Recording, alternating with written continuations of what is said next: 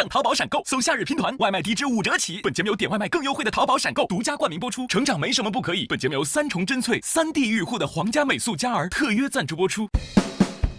就算是个路人甲，谁也要翻身打。浪花飘飘飘飘飘飘飘飘飘，谁不是个路人甲？谁又有资格评价？任他吧吧吧吧吧吧吧啦啦。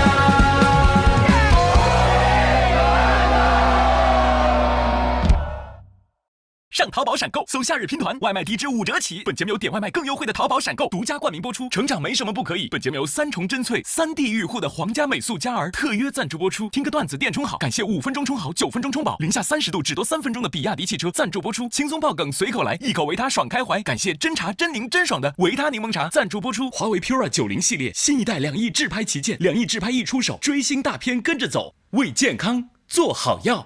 本节目由东阳光药赞助播出。土地有温度，美食有态度。感谢爆笑零食好 homie 10个晴天美食小铺赞助播出。欢迎来到第2赛段对抗路友谊赛，精彩继续。不是吵架最重要的是高情商吗？吵架最重要的那不是低素质。所有人吵完架都说那句话那么难听，我咋忘了说了？他甚至学会给员工画饼，跟我说杨哥你只要好好干，等新店开了我就让你当店长。当上店长了，1个月没白忙活，但1个月以前杨哥当的不是爹吗？前2天3点多给零检机回消息，零检机很震撼，说王哥你怎么还没睡？我说我去上厕所。他说王哥，原来你用的是企业微信。我不想当校霸欺负别人，要不我当大伯吧。纹个身就好了呀，学习我得日日夜夜头悬梁，但纹身只需1个小时锥刺股。恭喜小海、杨仔、大老王、李卓言直接晋级。恋综要是再不来找我，我就开始策划别的恋综了。要我策划，全部请走儿。你管他好不好笑啊，都不白来是不是？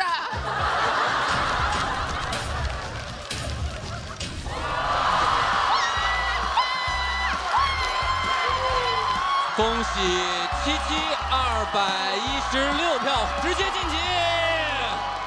欢迎大家回到淘宝闪购喜剧之王单口季第3季第2赛段对抗路友谊赛，现在继续。上淘宝闪购搜夏日拼团，点外卖拼团更优惠。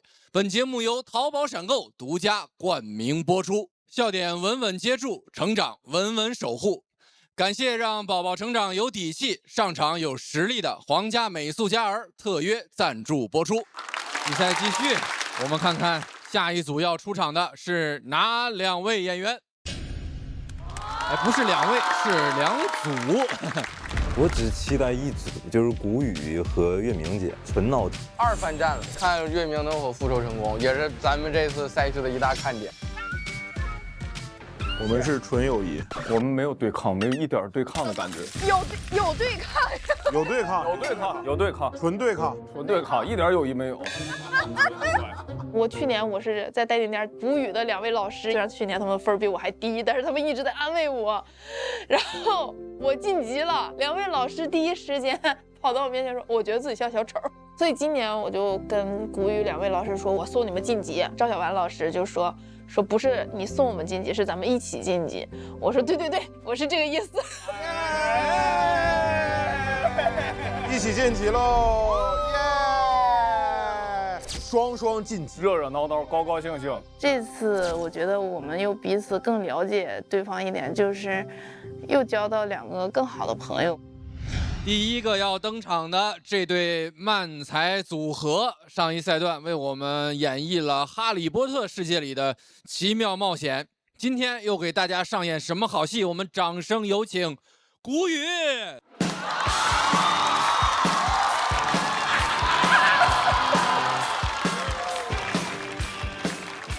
大家好，我是郝方舟。大家好，我是赵小凡。我们是谷雨，谢谢大家。特别开心，又来给大家演漫才了。哎，你有什么想演的吗？这一赛段？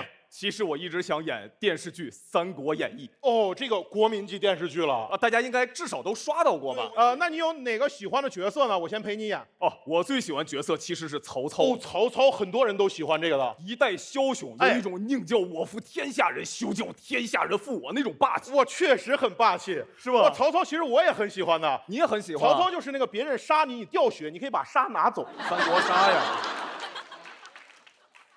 好好演一下电视剧可以。你喜欢哪一段？陪你演。曹操这个人生性多疑，哦，他跟自己周围侍卫说：“我睡觉谁也别靠近我，我好梦中杀人。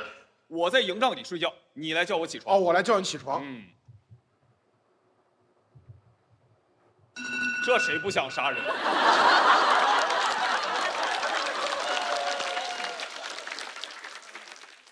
假期别让大家听这么晦气的声音，行不行？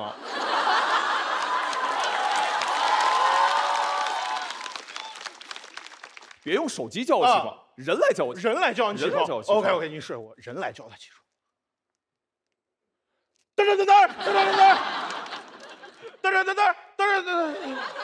哎，丞相，我问你一下，你刚给我摁这一下，意思是给我关了，还是10分钟之后再叫你？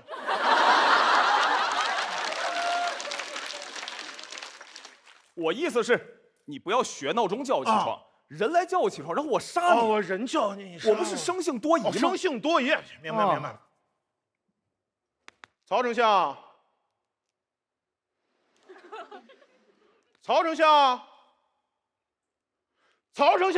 咱俩谁多疑呀？你再给第一排观众撞死！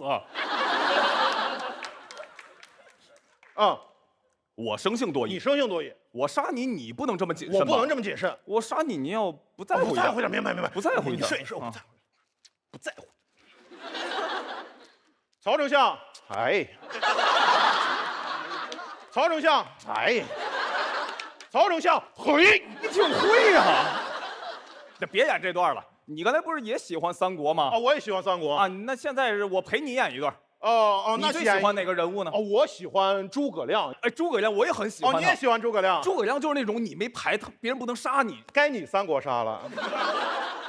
不是，虽然我刚才演你那边是我这样那样，你好好演。你知道自己在这样那样，你好好演，好好演。诸葛亮，你最喜欢哪个桥段？我来陪你演。诸葛亮，我其实很想演那个空城计那一段。空城计就是面对司马懿的大军，诸葛亮和小童两个人在城上使出空城计，就演这段。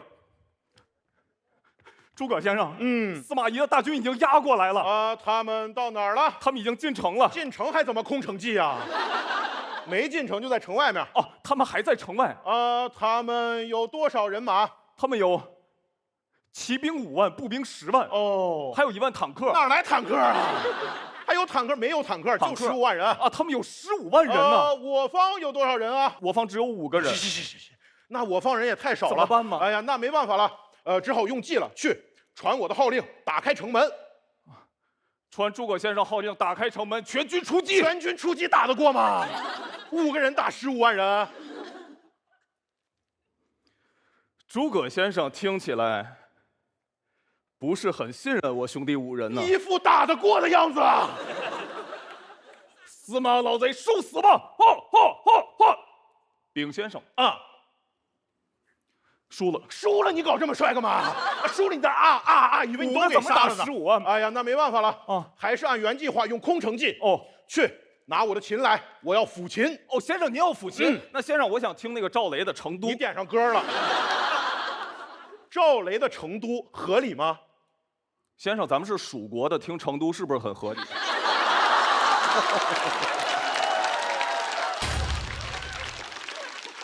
行吧，来吧。嘚儿嘚儿嘚儿嘚儿嘚儿嘚儿嘚儿嘚儿嘚儿嘚儿嘚儿嘚儿嘚儿嘚儿嘚儿。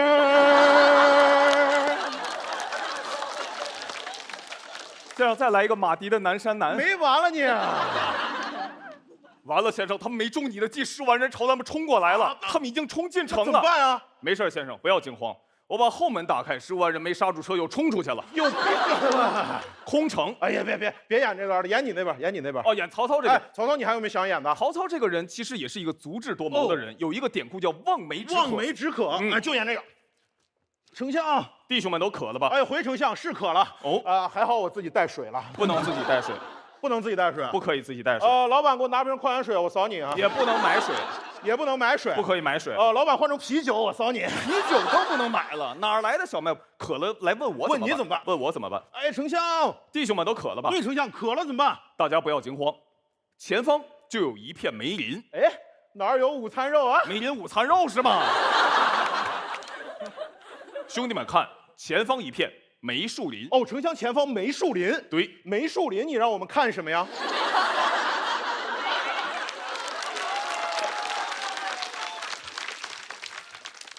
兄弟们看，前方一片有树林。哦，丞相前方有树林。对，有树林。你刚说梅树林，前方有梅树林，有梅树林。不是丞相，到底有梅树林啊？有树林，有不是丞相，你这样颠来倒去的，弟兄们都被你搞乱了。哦，被我搞乱了。哎，这样吧，咱俩各退一步啊，各退一步。前方有树林，有树林，也有午餐肉。没有午餐肉，不是丞相，是梅林午餐肉。没有梅林，丞相没有梅林吗？哦，没有梅林，咱怎么演望梅止渴呀？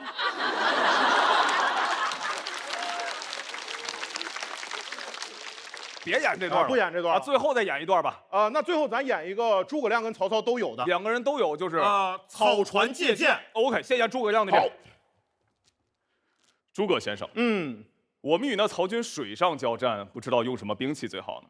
水上交战果然还是弓箭最为合适。哦，我与先生不谋而合，那请先生10天之内造10万支箭给我。哈哈哈，10万支箭可不需10天，给我3天就能造好。嚯！先生够造的呀！哪儿来这句啊？先生太造了，哪儿来的没有这句？哦，给我20艘船，上面要扎满稻草人。先生，请看，20艘船在此。好，上面已经扎满了稻草人。好，这什么表情稻草人啊？这是，还有这个动作稻草人呢？这什么动作稻草人啊？先生，你站这儿。还有我位置呢，给我射死了！我要草船借箭。你不上船吗？我要草船借箭。哦。我打算呀设计一个恋综，这样男嘉宾女嘉宾一见面直接亲嘴儿。恋综，你讲人家七夕段子干嘛？你要借鉴的吗？哪个借鉴呀？这段多好，是不是？我还草船致敬呢，干咱这行能干这个吗？演你那边，演你那边。哎呀，丞相，何事如此惊慌？哎呀，丞相，对面好像打过来了，江上来了好多船呀，上面好像站满了人。站满了人，他们第1排是这样，第2排是这样的。我是你，第3排我就看不见。没有这样，就正常的士兵。正常的士兵。丞相，江上来了，一船上面站了好多的人啊。哦，他们有这样的。哦，这样的。还有这样的。刚才没有这样的啊，刚才很清楚，刚才没有这样的。丞相雾茫茫的看不清，我感觉他们好像是来偷袭咱们的。他们来偷袭我们，那放箭，丞相要放箭射他们。放箭。可是丞相，我担心他们使用草船借箭的计谋呀。这个计谋你怎么知道的呢？丞相，我听他们说，他们好像是来取箭的。他们来取箭的吗？那你们取箭码报一下。哪来的取箭码？就传我号令放箭。传丞相的号令放箭。放箭。咻啪咻啪咻啊！真扎着人了啊！哈哈！曹贼，你中了我诸葛亮草船借箭的计谋了，还扎着诸葛亮了是吗？是啊，谢谢你的箭。哦，刚才这个是诸葛亮呀，够了吧你？谢谢大家。谢谢古语，喜欢古语这段漫才表演的朋友，千万不要忘记为他们投票，请锁票。今天这段好像是这个来回切换多一些哈，风格变了，感觉你们俩都在吐槽，都在演装傻。对，够累的，反正是，是吧？这你们俩太卖力气了，这个。我个人一小观感啊，其实就叫您要都紧起来也挺好，就中间望梅止渴是不是稍微有点多了一点？把那摘了，我估计更好，是不是？就中间那块我就很慌张看的。哦，对哦，那我们把中间摘了，我们重来一遍。不许再借鉴了。这个。它毕竟它不是那种就是我们上一段讲的完全靠语言的，这里边有好多靠表演的。靠表演它就里边可能有一个控制的问题，其实在一个节奏上顶的吧，它就会让人时间长了会有疲劳感，包括表演本身的满跟收，稍微再琢磨琢磨，我觉得可能会比现在效果更好一些。明白，谢谢老师，谢谢老师，谢谢老师。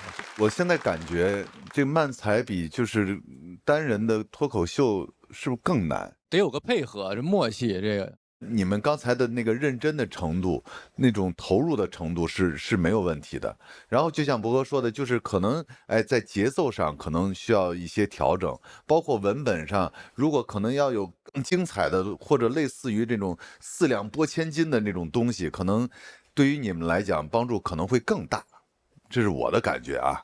我有点没太想明白，就是为什么你俩这次选择了就是装傻跟吐槽会来回切换嘛？一段作品里，而且不止切换了一次，是来回这么换。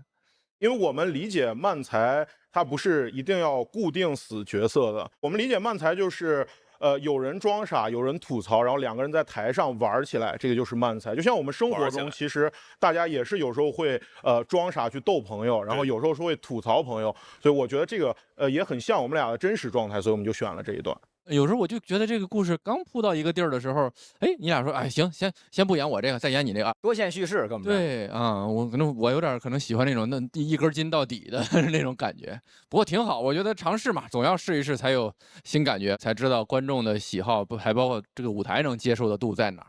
谢谢古雨，谢谢大家，谢谢大家。先来到休息区。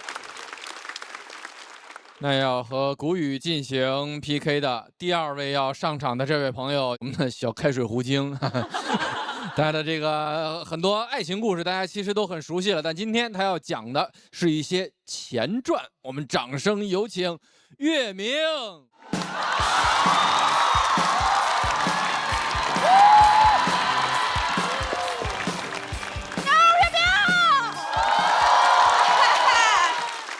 对，今天讲讲我单身时候的事儿啊。大家能看出来，之前单身了很长一段时间啊。那段时间很绝望，因为想谈恋爱找不着人，就我对同性啊，没有什么非分之想，异性对我啊，也没有什么非分之想。但是我为脱单做了很多的努力，就是你要脱单，你首先你要认识人，对不对？我那时候比较宅，我认识人的方式就只能是在游戏里认识人。我那时候特别喜欢玩吃鸡类的游戏，就那种枪战类的游戏。我发现里面有一些男生特别喜欢撩妹。他怎么撩？比如捡个好的装备，他不是自己留着，他主动问人家女孩，他说：“哦，我这有个6倍镜，你要吗？”一般人都会说要，然后这个男生会开始他的骚操作。像6倍镜啊，叫哥然后会撒娇的人不会人家会说：“哎，好哥哥了，最爱你了，么么哒。”你别说6倍镜，命都给他。对面撒娇这个人都不一定是个女的，但不管，命都给他。我也遇到过这种男生，上来就问我：“6倍镜你要吗？”我说要，他说叫哥哥。我当时心想。终于到我了，看我怎么征服你啊！我说只要你把6倍镜给我，你不仅是我哥，你还是我大哥。大哥天，大哥地，大哥能顶天立地，大哥风，大哥雨，大哥能呼风唤雨，你是我的好大哥，有房有车，谢谢大哥。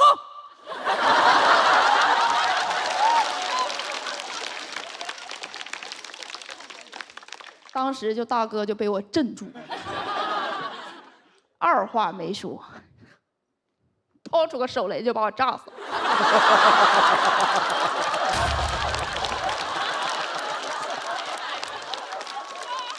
他6倍镜没给我，我命给他了，我气死了，气得我哮喘都犯了。但是很快我就冷静下来了，我说可能确实说话有些刚硬了。但没关系，我是个非常好学的人，我就上网找那些教怎么撒娇啊，教怎么温柔说话那种短视频，我一宿一宿看，我都不睡觉。我觉得学的差不多了，又进游戏找那个男的。我不是可是他一个人祸害啊，我就是做实验。你做实验，你不得控制变量吗？我是个非常严谨的人啊，我觉得玩的差不多了，可以向他输出我的学习成果了。我说，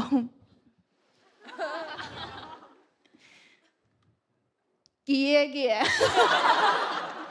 你开车带着我，你队友不会生气吧？队友可真修不上我，只会心疼。那男的开着车从悬崖冲下去了，嘴里还喊着要跟我同归于尽。实验证明撒娇有用，都殉情了。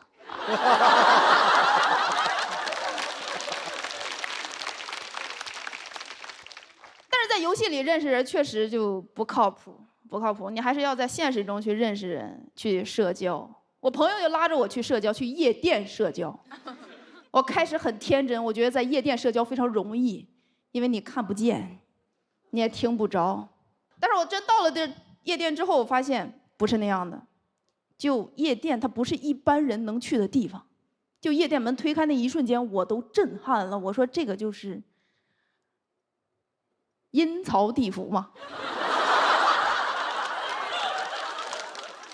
灯是绿的，还冒烟儿，跟那个86版《西游记》里阴曹地府一模一样。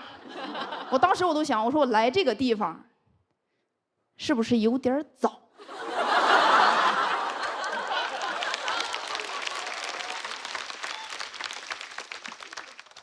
但是我钱都花了，我得坐一宿，然后我就坐了一宿。我那个朋友喝了2杯就倒了，咱不知道为啥那天他倒那么快。然后有一个男的就跟牛头马面一样，就过来了，要把他带走。我死命拦着，死命拦着，我都忘了我是去社交的，我不是去当保镖的。结果拦着拦着，一个手搭在我肩膀上，我一回头，我朋友就这样瞪着我，然后跟我比口型，说：“别拦着。”我知道他为什么有对象了。人单身的时候，其实我不怕单身本身，我怕有人催婚。我父母不催，但是有人催。我老家隔壁有个大姨，平时我也看不见她，我就过年过节的时候偶尔能碰上她，但是她真的很关心我。每次看着我，结婚了吗？生孩子？怎么还不结婚生孩子呀？这个女人呐，过了25就不值钱了。我说呸，大姨，你怎么能这么说自己呢？嗯。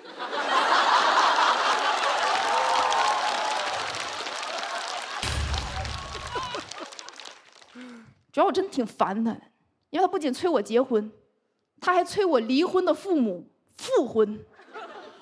主要是我爸已经再婚了，我就感觉他就是见不着东西担着。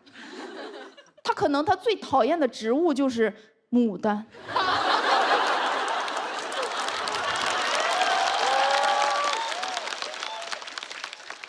他最讨厌的动物是丹顶鹤。最讨厌的人是我跟我妈，最讨厌的节目是《喜剧之王》单口季。他一点品味都没有。但是我还不能跟他顶嘴，我要跟他顶嘴，他还有一套嗑。啊，你现在不结婚生孩子，那老了之后谁管你呀？我这么说都是为你好。我说谢谢您，谢谢您。我妈都没这么为我好过。你才是我妈吧？你是我大妈。大妈天，大妈地，大妈管天又管地，大妈风，大妈雨，大妈听风就是雨，大妈不跳广场舞，句句都是为了你，谢谢大妈。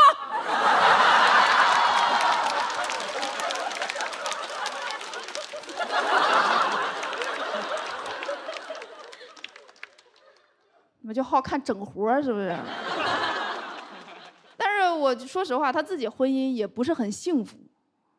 他劝我结婚，可能他觉得祸不能单行。我一直认为结婚和不结婚，它就是个个人选择，无所谓，你自己幸福就好，对吧？你快乐就好。他不是，他就像是你在那做题，让他跑过来跟你说这题选 C， 这题绝对选 C。我说这是个主观题，人生就是个主观题。我想结婚的时候，我自然会结婚；我不会撒娇，我就不撒娇；我不想蹦迪，我就不蹦迪；我想上价值，我就上价值。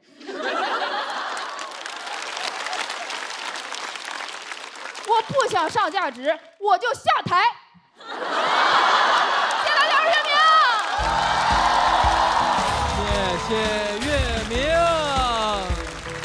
喜欢月明这段表演的朋友，千万不要忘记为他投票、索票。中间这个大哥天、大哥地，听得我是。好吧，现场观众突然掏出2瓶啤酒送给你，慷慨解囊。对不起大家，让大家看这么个玩意儿。挺好的，就是我刚才就是你那个你在网上不是那个游戏里那个，给你扔手雷那一下，我就拍了，因为如果是我也得扔。真的不想给一些东西。问题是后来你不是又改良了吗？我觉得手雷我扔早了，你知道吗？恨我不死。我好怕你拍灯的时候，他说你谢谢大哥。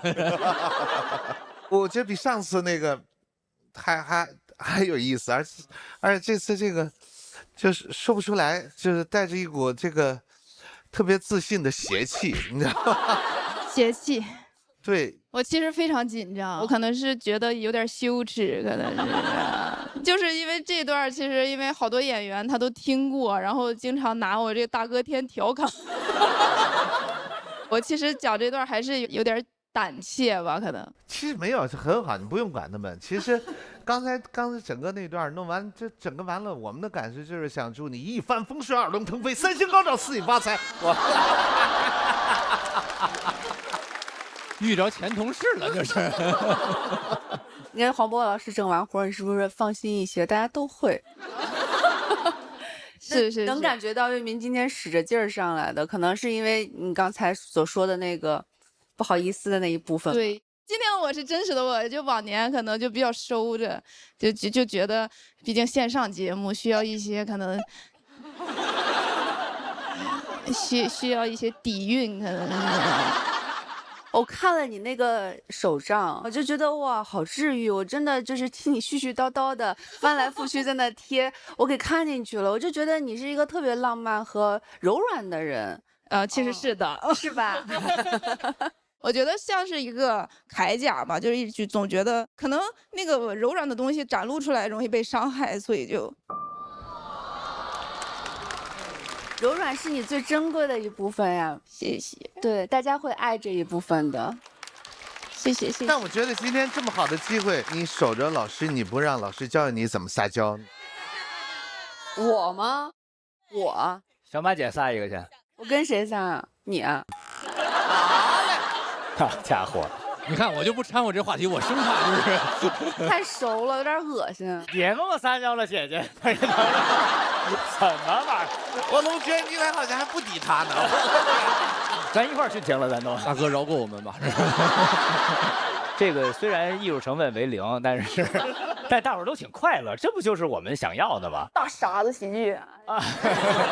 完人传人了，已经开始，挺好的。你看我们这个卡座的四位老总慷慨解囊，谢谢。挺好，我觉得真不错。因为我可能就是希望大家就是纯粹的快乐就可以，就幸福就好了啊！祝您今晚晚安，谢谢，明早早安，谢谢，好人一生平安。好，就这样吧。谢谢。那比赛要有个结果，有请这边2位贵宾一起上台。好家伙，这对决结果会是如何？请看大屏幕。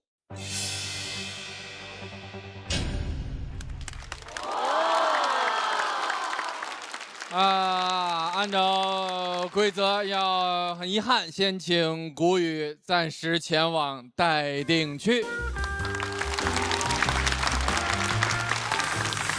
同时，我们恭喜183票的岳明直接晋级。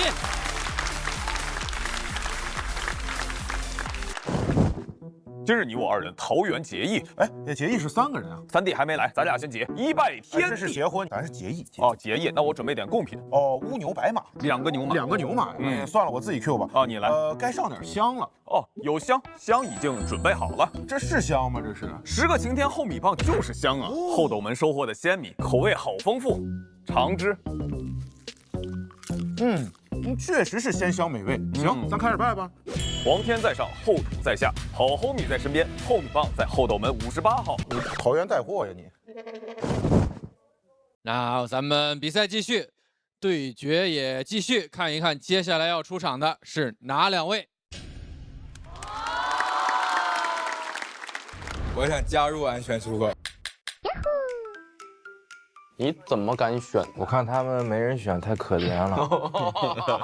要不然我们就流拍了。是啊，流拍我们会跟谁打呀？就是淘汰，直接淘汰。对，直接淘汰。我们接受不了一个人晋级，一个人淘汰。那要是咱俩晋级，他淘汰怎么办？那也行，也行，也行，也是最好的选择。对。那如果你晋级，我俩淘汰怎么办？那我跳下去。那我将用复活金牌复活我自己。我觉得我们3个的 PK， 我们3个在博上先上。那我接你，他收底，我收底。我们不是1v1吗？咱们第一位要上场的就是这位大学生，上一次刚在舞台上把这个短视频的课程的作业交了，这次咱给他继续点点关注，掌声有请，谢谢。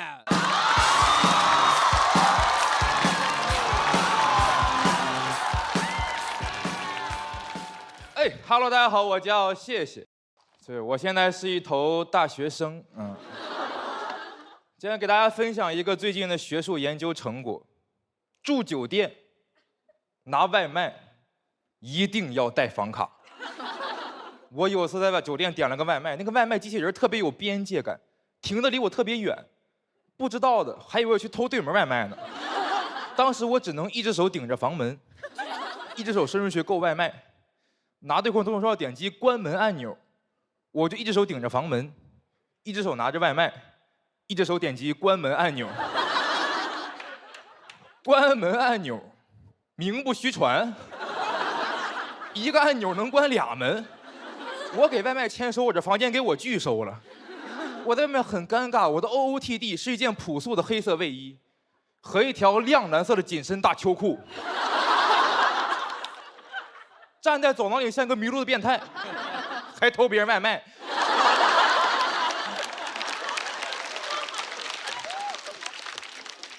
我很懊恼，我说怎么穿着秋裤就出来了？但我有点庆幸，我说起码还穿了秋裤。我想要回到房间，唯一的办法就是穿着我的紧身蓝秋裤，下楼找前台要张房卡。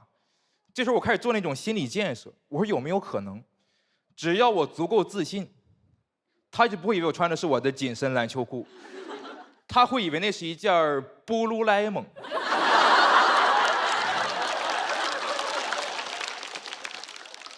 但我很快打消了这个念头，因为布鲁莱蒙它不开口。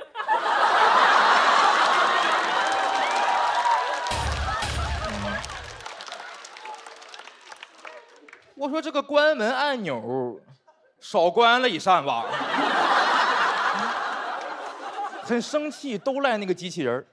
你一个外卖机器人，送不好外卖，光气人。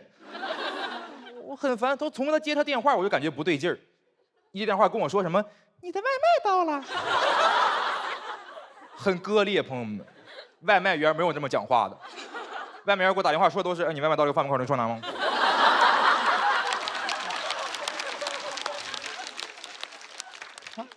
你的外卖到了，你高兴啥呀？那不我的外卖到了吗？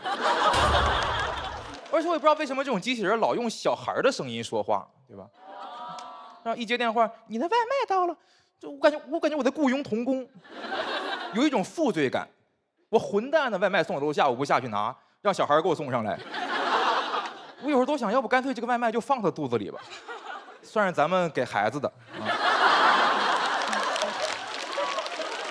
除了外卖机器人以外，我之前在路上遇到过一辆运共享单车的大卡车，他也用小孩声音说话，开着开着来了句说：“我要靠边停车了，请让一下。太震撼了那个画面。你们见过擎天柱穿肚兜吗？啊？夹子音擎天柱，汽车人变形了。你感觉他跟威震天打完架，跟人家说你再也不跟你玩了吗？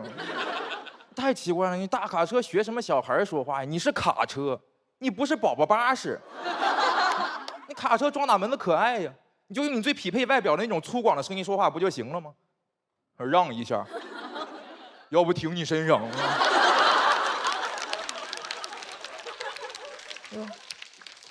不理解为什么，所以我想了一下，我觉得这种机器人电子音用小孩的声音，它本质上就是通过装弱势群体来博取同情，从而获得特权，对吧？因为大部分人会选择不跟小孩一般见识。卡车往路边一停，后面路全堵死了。当他跟你说我要靠边停车了，你就感觉停吧停吧。小孩不懂事停着玩的。酒店机器人一进电梯，跟你说，请把中间的位置让给我。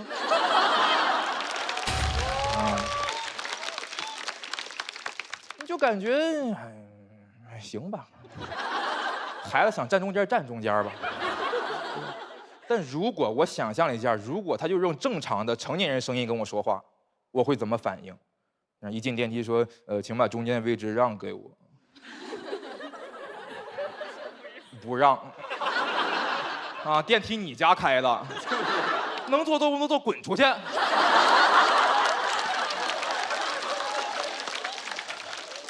再废话，给你轮拆了。坐个电梯一个劲儿往里挤。外卖送到门口，你不往前送2步了啊？对吧？我觉得大家对于正常人是没有那么多包容度的，你只有装的可怜巴巴的才会骗到大家的同情心。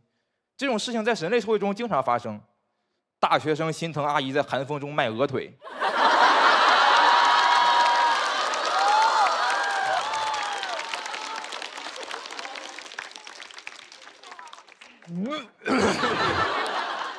根本就是装出来的弱势，全是假的。那个机器人也是，他就光嘴上说请让一下，实际上我不给他让，他也往里挤。啊，还舔个脸在那问呢，说没有挤到你吧？你都压我脚上了，对吧？太假了，我感觉特别像我们生活中那种非常讨人厌，但还老爱说自己是讨好型人格那些人们。你们身边都有这样的朋友吧？啊，你光说呀，你讨好啊。我就认识一个演员，老爱说自己是讨好型人格，实际上老讨人厌了。我觉得他本质上就是一个 NPD， 他说自己是讨好型人格，属于是 PND， 骗你的。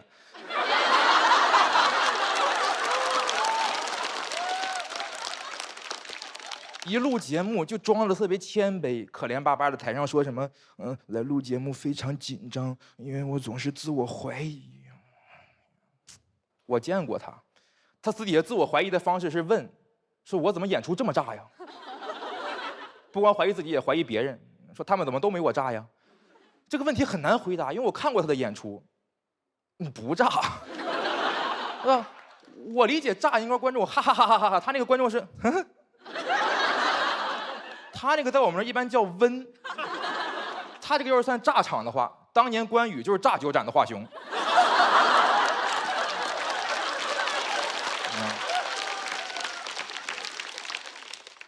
子曰：“炸孤而知新，可以为师矣。”马天宇那歌唱的就是我这该死的炸柔，太假了，我不会整这一套。我来录节目就是真人秀环节，我就秀真人。然后全让人剪了。去年的节目你们就看去吧，镜头老少了。一开始说我什么黑马新人，到后面我说我镜头呢？我不黑马吗？怎么我一个黑马的镜头时长，它如白驹过隙啊？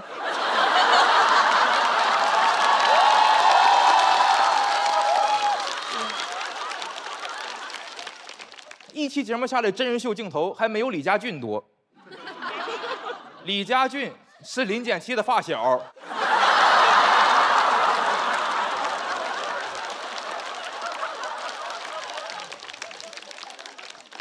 很难受，但我现在像刚才我说的那种假人装货，他们反而能够骗到很多关注，能够站在聚光灯中央，把我们这种人挤到旁边去。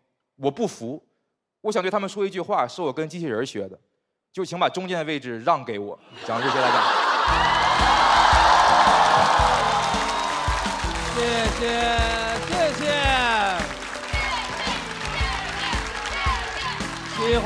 谢谢这段表演的观众朋友，千万不要忘记为他投票，请锁票。好爱看谢谢顶着一张老生的脸骂人，他老干这种事儿，那是啊。你看，虽然我在刚才段子里面说自己真，其实我也挺假的，我跟你说，因为我这个说的不是一个演员，我是把很多我讨厌的事情融合到一个人身上。哎，你不是特别喜欢这种受虐的，你喜欢不？不是，他也没骂我，不是他骂别人是挺爽的。我也趁这机会解释一下，我这个也是在艺术加工，就是导演组有时候剪我镜头也挺合理，因为我总是在后台骂街，人家也剪不进去那种东西。那咱们问问这个天生的这个真人秀圣体李乃文老师。其实我也在想，就是我一直在很共情的听他说机器人和大卡车的时候，哎，画风一变，我说合着前面全是铺垫呀。然后最后就是想要有一个诉求哈，就觉得不公正、不公平。我觉得表达出来挺好的，但是管不管用不知道。是，没事。但是呢，我们先表达出来。我刚才也想，他们点评说点啥呢？是说机器人还是说大卡车的？我正在那研究，突然有人把桌掀了。这个就挺耐琢磨的。其实他讲的大卡车，讲的那个送货的小机器人，跟后来在台上这个人，他其实是一种人。粗壮的外表，这个细嫩的声音，然后看起来很稚嫩，但是他很霸权。然后这好的本子就是不显山露水，然后但是到最后一气呵成。包括你说前面给你的那些假象也好，其实到最后跟后边不是翻转，他就是万剑归一了，他归到一个方向了。我觉得就是还挺妙的。谢谢老师，谢谢你。那谢谢，先到休息区，好不好？谢谢是一个非常有少年心气的一个小孩，他的愤怒有时候看起来很幼稚，但是谁都有幼稚的时候。人年纪大了之后就会想趋利避害，就总想去说一些、做一些对自己无害的事情，但是谢谢不会，我其实挺羡慕的。谢谢根本没有自我那个心理功课什么的。你看真正年轻人怎么看待世界、看人这态度。我字是谢，就这么写，像一把锋利的刀，切开这个社会残酷的一面。年轻人就该这么干。我要自己再补充2句，我知道就是有很多地方节目组是保护性剪辑就是得各事儿各论。至于我原本应有的真人秀给我剪掉，我依然保持愤怒啊。接下来上场的是一对组合，是漫才组合。他们那个不是单打独斗，两个人配合，不管这讲漫才还是做格斗选手，说话总是精神抖擞的。组合名也非常的朗朗上口。我们掌声有请安全出口。